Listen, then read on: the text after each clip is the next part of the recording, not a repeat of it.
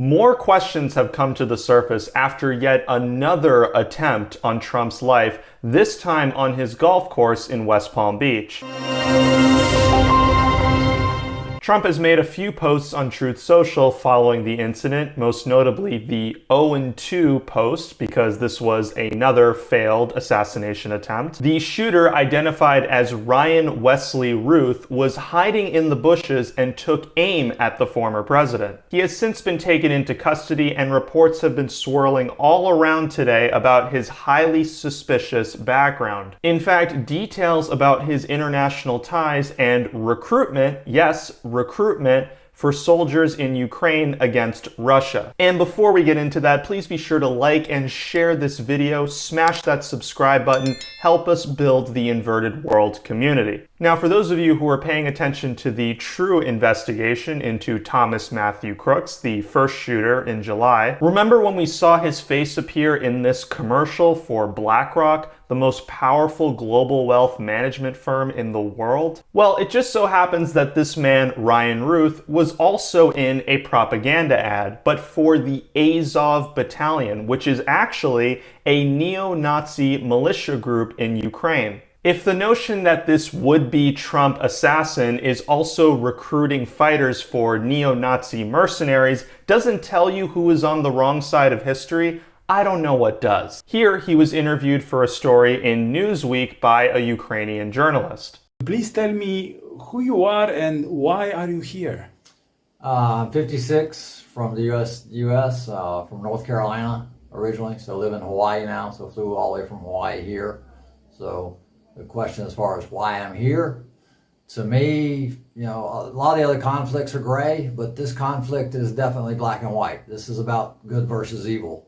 This is a storybook, you know, any movie we've ever watched, this is definitely evil against good. I mean, we're battling a situation here where, you know, the Ukrainians and the rest of the world are caring and kind and generous and unselfish and take care of one another, and it's just a matter of, you know, we need to stand up for that. That is the most important thing in the world, is just to show human beings that we're kind and we're caring and that we take care of one another and that the world is united so that we feed each other and make sure that, you know, we all move forward as one collective whole unit. Interesting how the same person who talks about peace, unity, and kindness also tried to kill President Trump. Democrats who say that Trump is a threat to democracy, who is literally Hitler. Here is a guy who has voted for and donated to numerous Democrats. His Twitter bio is complete with all of the left-wing trademarks.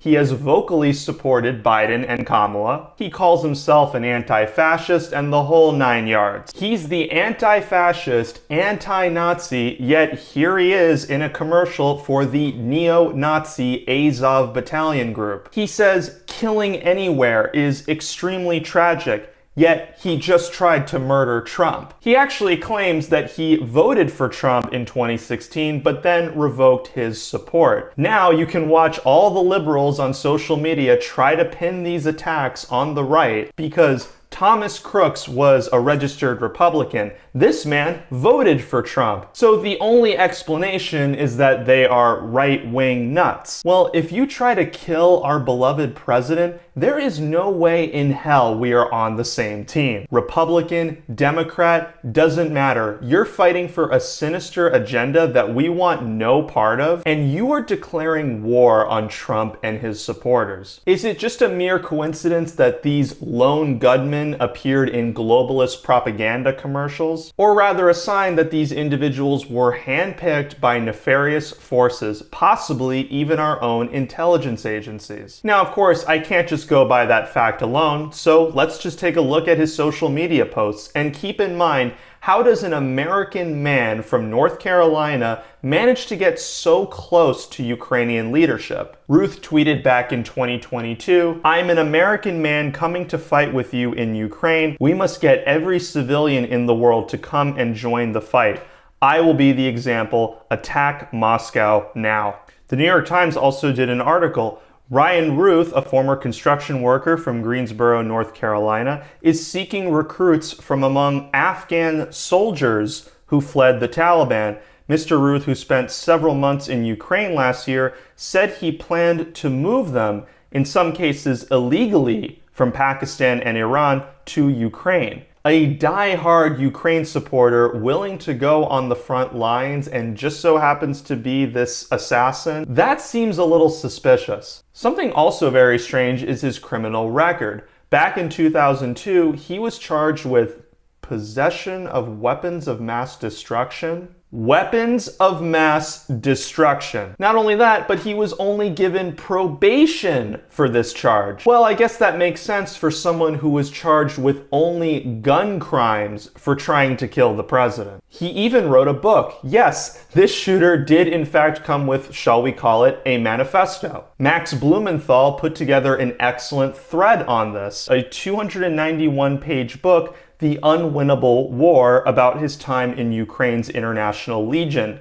Ruth says he'd like to see Putin assassinated, seems to hope for Trump's assassination as well, and calls for the US to instigate a nuclear war with Russia. He offers gushing admiration for Juan Guaido, the Free Syrian Army, Myanmar rebels, and other CIA-backed forces. So if you really want to, you can go ahead and read all the excerpts from the book that describe this in detail, including this one where he urges the West to instigate a nuclear conflict with Russia and strike first. He wants a quick and decisive and powerful blow to end it once and for all, as the US did at the end of World War II. Now, I cannot draw any conclusions. Maybe we'll know more about this as an investigation continues. Ron DeSantis has announced that Florida will independently investigate the matter. I don't think it's in the best interest of this country to say that agencies like the FBI and DOJ,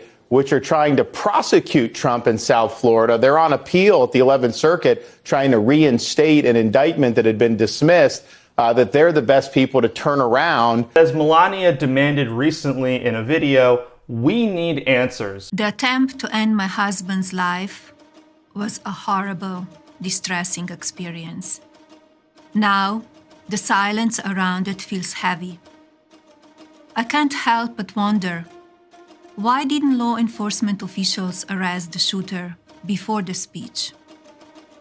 There is definitely more to this story, and we need to uncover the truth. And I don't trust that the FBI will give us those answers. The most peculiar aspect of all of this is that Trump's golf game was a last-minute decision. How would the shooter have known his exact time and location? Why was MSNBC filming Trump on his golf course just prior to the incident, when in fact the liberal media hasn't covered a single Trump rally since the one in Butler, Pennsylvania? Is it possible that there's a mole on Trump's team that relayed this information? The first assassination attempt was highly planned and coordinated, and it is nothing short of a miracle that Trump survived a gunshot mere milliseconds away from his head. However, this second attempt seemed like something that was not nearly planned as well. And it wouldn't surprise me if this man, Ruth, was working for a different group from that of Thomas Crooks. It was revealed that Thomas Crooks used encrypted messaging accounts on various platforms located in Belgium, New Zealand, and Germany,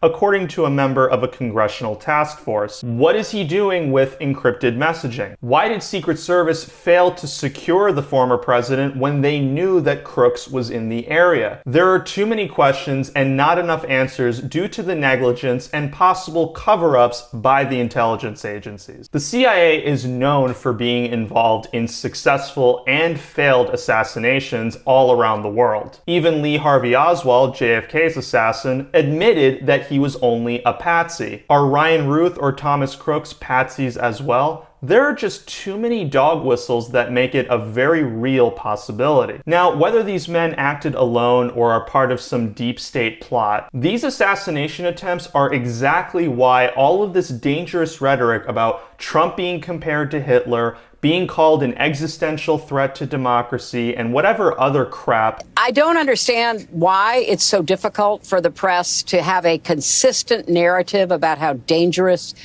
Trump is, his demagoguery, his danger to our country and the world. and stick with it. That rhetoric is dividing us, gaslighting the public, and worst of all, inciting violence. Kamala Harris and Tim Walz are of course paying us lip service. Gwen and I are glad to hear that Donald Trump is safe. Violence has no place in our country. It's not who we are as a nation. I have been briefed on reports of gunshots fired near former President Trump and his property in Florida, and I am glad he is safe. Violence has no place in America. Isn't that what you said the last time that someone tried to kill Trump? Oh yeah, I remember when a bunch of Democrats said that we need to tone down the rhetoric. I want to speak to you tonight about the need for us to lower the temperature in our politics. That lasted for about 48 hours, and then you went back to the same rhetoric. So, no, we don't appreciate this statement. How can you be glad that Trump is safe when you yourself have compared Trump's rhetoric to that of Hitler and called him an existential threat to democracy? Wouldn't you want that person dead?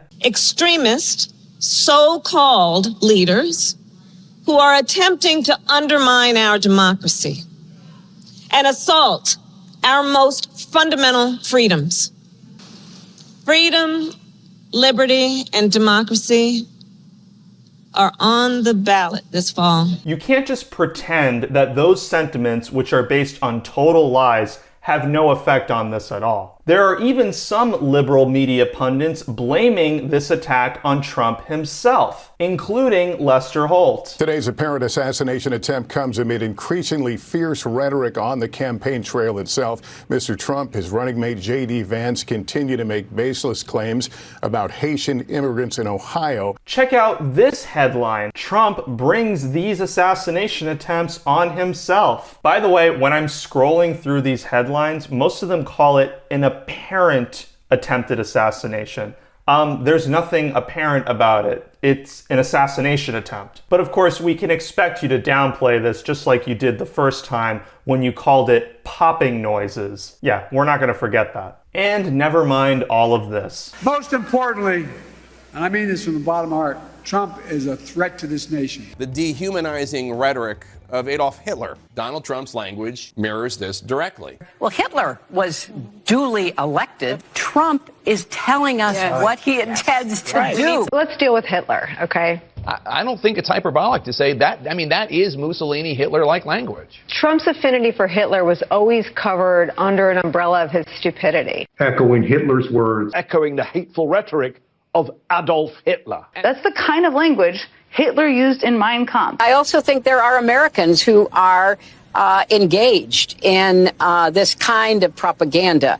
And whether they should be civilly or even in some cases criminally charged is something that would be a better deterrence. Are we just going to pretend that the mainstream media's incessant lies about Trump didn't contribute to this at all? They need to be held accountable, and it needs to stop. With less than 2 months away from the election, let us pray for President Trump and our nation. Let me know what you think in the comments below. Please be sure to like, share, and subscribe to Inverted World, and I will see you all next time.